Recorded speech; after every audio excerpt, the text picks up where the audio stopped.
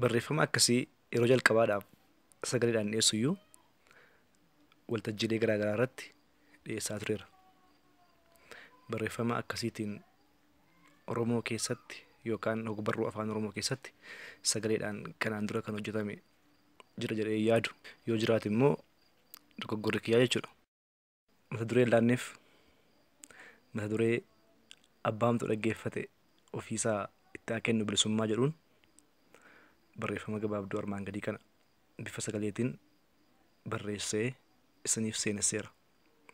An Abdiisaa Balaachooti.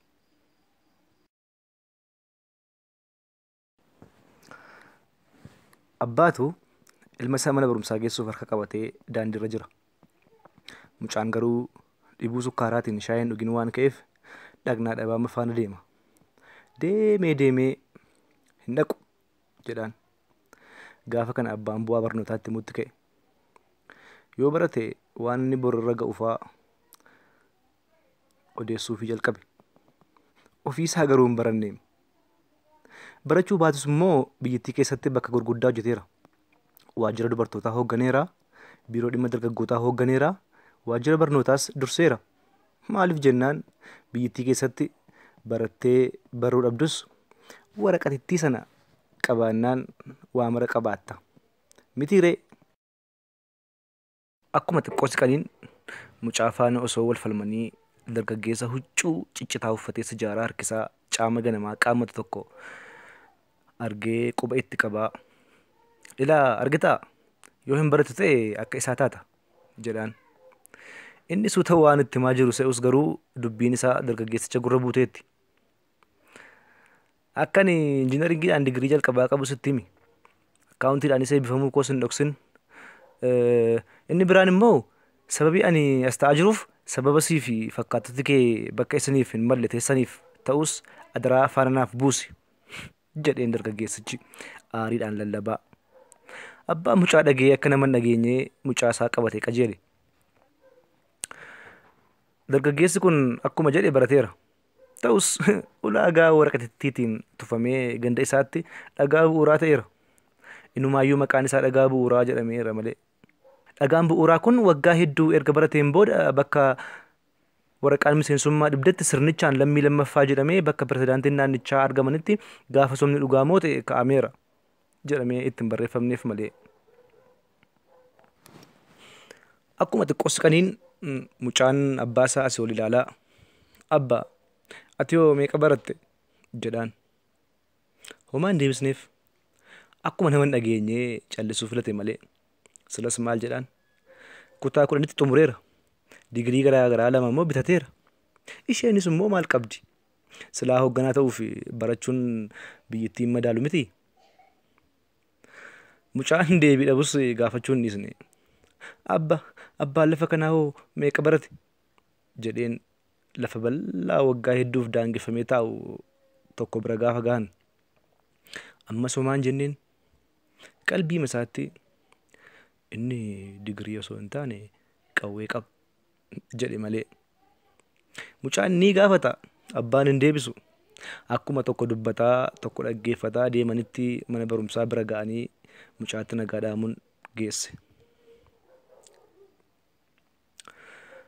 Abbaa bor garuu yeroo mana barumsaa dhufu shaayii nan dhuga miti jedhee mucaan. Eeyyee jedhee ofirraa baasuma erga waadaa galeefiin booddee addarra dhungatee geggeessuun hanga mucaan fiigee mana barumsaa seenutti ilaale. Daa'imni kun erga shaayii dhugee bubbuleera. Sababa dhabiinsa sukkaaraaf jecha jechuudha. Daabboo shaayiin cuubbatee nyaatuuf orma ta'ee ragaa kunoo. Magan utuu dubbannu ani waan tokko murteesseera. Yoo haalli akkanumaan kan itti fufu ta'e dubba maqaan sukkaaree jedhamtu fuudhuuf karoora keessa galcheera. Namni maqaa sukkaaree yoo jiraate carraa kanatti akka fayyadamtu siidhaama.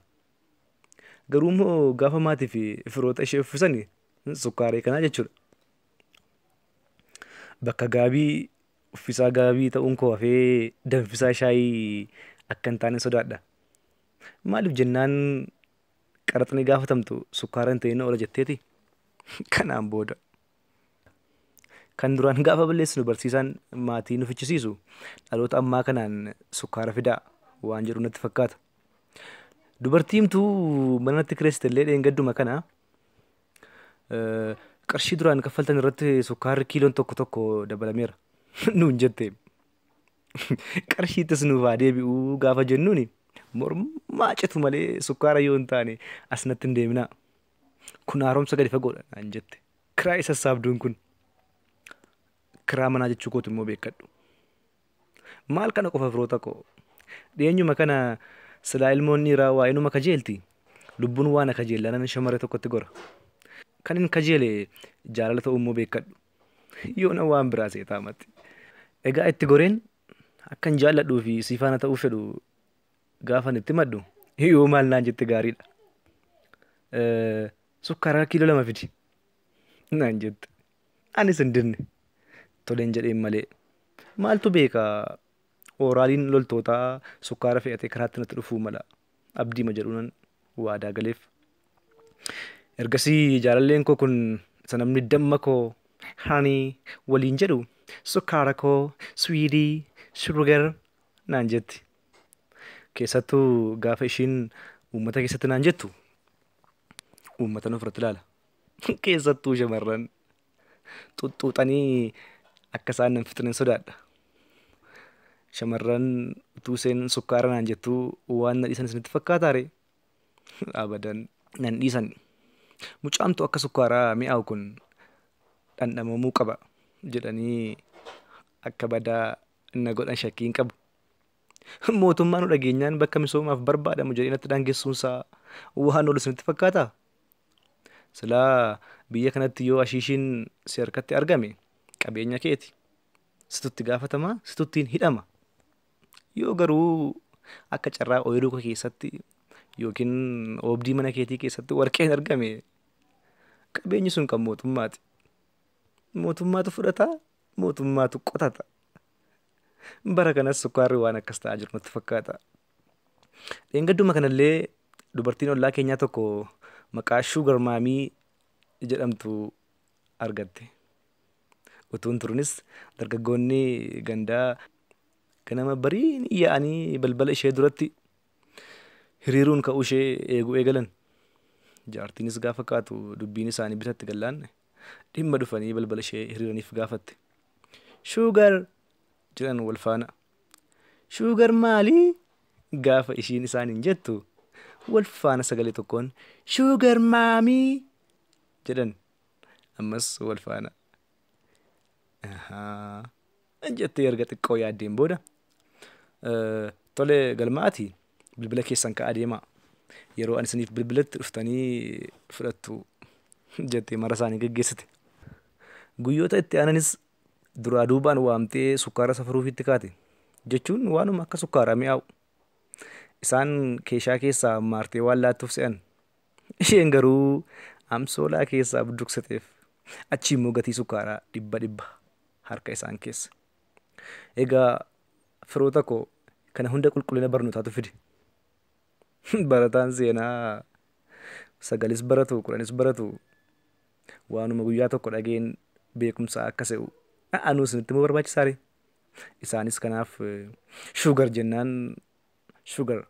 jennaan sukkaaruma se'anii balbala ishee dhaabbachuun sukkaaruma ta'ee garuu kan bifa biraa hammaarrachuuf dirqaman jechuudha. Gara fuulduraatti dhimmuma sukkaaraa kanaan wal qabatee oduu akkasii waan dhageenyu natti fakkaata. Isa dura garuu hanqina mudatee fi mixiin itti gaafatamtu ta'utu dubbatama biyya kanatti. Kanumarraa ka'uunis oduun gara fuulduraa nuti dhaga'uuf jirru. Akkam jirtu kabajamtoota daawwattoota keenya amma oduu sukkaaraan hir'ina sukkaaraa biyyattii keessatti mudateef sababa kan ta'an mixiiwwan kiraa sassaabdoti dhiifama sukkaara nyaattota irratti gootichaa fi wabii uummata biyyattii kan ta'e raayyaan ittisa biyyaa tarkaanfii cululuqaa fudhachuun himame. Tarkaanfii kanaanis bobbaata isa ta'een lukkeewwan mixiirraa 10 kan mada'an yoo ta'u 12 immoo hojiin ala ta'aniiru.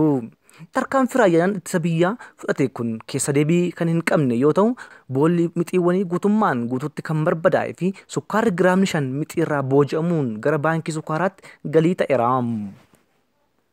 Oduu jedhu waan dhageenya nutti fakkaata. Raagan ta'in malee kun oolee bulee waan oolu miti. Kan isin dhibu immoo kana qofa miti. Kan nuti dhaga'uuf deemnu. Namtichumtu oduu dubbisu tasa ergaan bilbila isaa irratti galuufii mala. Sukkaarri gandatti kennamaa waan jiruuf dafii qaqqabadhu ergaan jedhu. Gaafa kana odeessaan oduu sanaa yookaan odeessee bultichi kabajamtoota dhaggeeffattoota keenyaa dhiifama jechaa dubbiin dubbii sukkaaraa waan ta'eef gaafa biraa walitti deebinaa jedhee waan ka'ee deemu natti fakkaata. Oduurraa. Egaa erga sukkaara jedheetii mudannoo jireenyaas itti dabaluun waan hin oolleef raajii hiriyyaan koo tokko irratti raawwate immoo kunooti. Hiriyyaa koo kana haati warraa isaa ulfa ji'oota muraasaa yoo taatu wantoota garaagaraa ishii dharraasisuu eegaleera. Dharraan ishee immoo kan isin dhibu baasuma. Gaafa feete haftee nyaataan kajeele jettiin. Sanuu kan hoteelaa malee hin fedhu isa jedhu jala sarartiif. Innis nyaata hoteelaa geessuurra nu hiriyoota isaa waamee afeeruun akka irratti hambisnu nu akeekkachiisee kan nurraa hafe ishiif geessa. Gaafa inni akkanaan qarshii isaa baasee nu afeeruun haftee nyaataa isheen barbaaddu walitti qabee geessuuf ammoo nyaata inni geesseef sana ilaaltee haftee fooniin jedhee kan shirootii kan hin barbaadu jettiin. Egaa haadha manaan isaa kun gaafii aara konkolaataa utuu jettuu guyyaa tokko immoo dhiiga hin jiraan hin arree hin jettu seetanii. Silaa argamuun dirqama waan ta'eef bakka nuti hin naqin hin jiru. Bituumaaf illee ni dhabne hin jedhama. Namni saree waliin ciise tafkii fudhatee isa jedhu irratti hundoofnes saree faana ciisnee homaa hin arganne jechuun isatu ciise. Dhuma irratti garuu rifeensa walii hin jirutti kaane. Egaa nama dhiba firoota koo injiraanni barbaacha meeqaan dhabame rifeensa kiyya goofaree keessatti argame. Gaafa kana yoo maal jedhee gaariidha hiriyyaan koo. Mataan kee kun haa daangeffamu. Bakka argama lubbu qabeeyyii badanii waan ta'eef UNESCO gubbaatti galmaa'ee bakka hawwata turistii haa ta'u jedhee injiraan argateef nagalateeffachuun gara haadha manaa isaatti fuudhee fiige. Egaa raajiin hiriyyaa koo kanarratti raawwate waan xumuramu miti. Haadha manaan isaa kunis arra'u ishee akkuma itti fuftetti guyyaa tokko halkan hirribaa dammaqxee sukkaaran dharree jettiin. Sukkaaraa jedhe miidha hirribaatiin duquqaa rifatee erga dammaqeen booda. Eeyyee sukkaara. Maal jechuudha? Akkamitti kun ta'a? Eessaan fida? Waan biyyi hin qabne ani eessaan si fida? Waan jedhee waakkatan hin qabu. Ishiin garuu waan gaafate argachuun dirqama waan ta'eef bakka feetee fidi. Beekadhu immoo akka norfee ulfa kana siin baasne jetteen. Hiriyyaan koo kunis aartee dheekkamuu ishee kana dhugaatti fudhatee jaalala ilmoo isaa waan qabuuf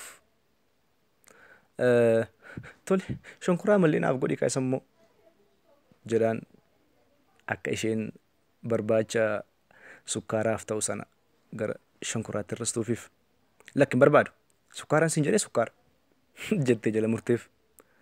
Waan godhu dhabee yaada sagal buusee erga baaseen booda toles ammoo abbaadhuma saayinaan gooture sukkaara barbaadee arguurraa isa qabeessii fiduutu naaf salphata jedhaan. Dhugumayyuu dhugaa kee jette sukkaaricha dhiiseerayyuu nattaafu sukkaaran barbaadu erga jetteeti abbaadhuma tsaayee jette kana naaf fidi. Inumaayyuu abbaa tsaayee na dharraasaa jira. Isuma qabii naa fidiin siin jedhe jettee dhugaa gooteef. Hiriyyaan koo ija babaase. Anuu nan qosa gifti koo eessatti argeensiif fida yoo jedhuun mudhii ishee harka lamaaniin qabattee eessatti argee fiduuf? Eessatti argee fidu maal jette ammati? Maal ati dhiira miti? Dhiira akka keetii qabdee fiduun akkamittis dhiba? Jettee itti waakkatte. Ati dhiiraa? Dhiirummaallee dhiira jedhee homaayyuu hin jenne. Galatoomaa. osoo dubbannu dhumarratti daa'imni ganama mana barumsaa deeme sun manatti deebi'eera quba qabaadhaa. An Abdiisaa Balaachooti. Odeessa biraan haga walitti deebinutti turtii gaarii.